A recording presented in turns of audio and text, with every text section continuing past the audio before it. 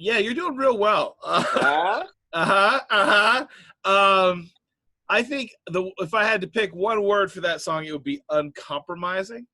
Yeah. I think the music is tight AF, and the words are devastating. Yeah. Like as far as like, just very straightforward. Well, and of I think of all, I think the first, not that it's the first in history, but the first in what we've listened to that's incorporated environmental justice as a form of racial justice, which is important to remember.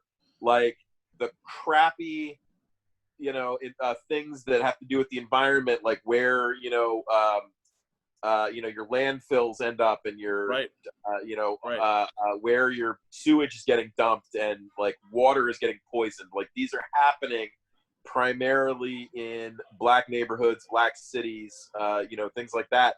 And so like that he brought that up too. Like it wasn't just economics; it was environment too. yes. Let me turn this thing. Oh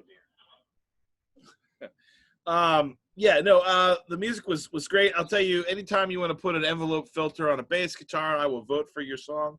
I will vote for an envelope filter for president if it's a Mutron 3, which I suspect is what that was. Yeah, I was thinking the same thing about envelopes. You know that burbly on the bass. It is awesome. In fact, I had to I'm like, don't just listen to the bass. Try to listen to the words. And then I was like, oh, these words are very spicy. Awesome stuff. Yeah, I liked Your 1,000 Years Is Over. I thought was a strong one as well. Also, his finisher.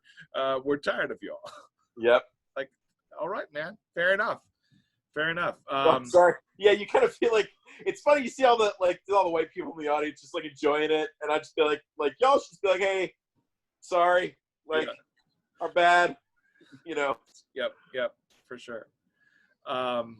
So yeah, well, I cannot wait to see how are we bringing this thing home.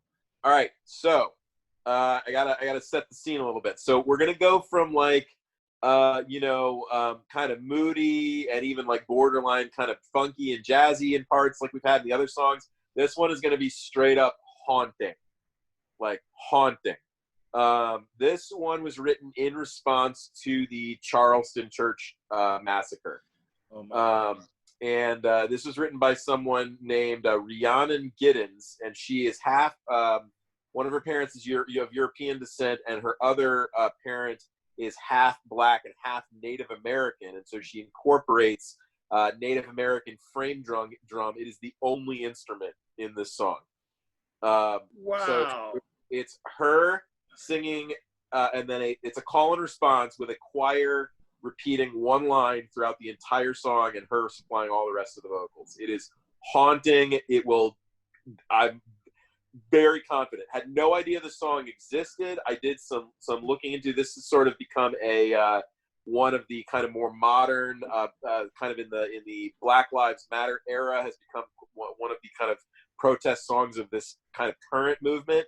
And so I really wanted to feature it, and I'm definitely listening to more stuff that she's done. Yeah, there's no hiding for her or for us with the song that's and it's fair. The video is shot in a church sanctuary too, which just adds to it. So yeah. Here we go.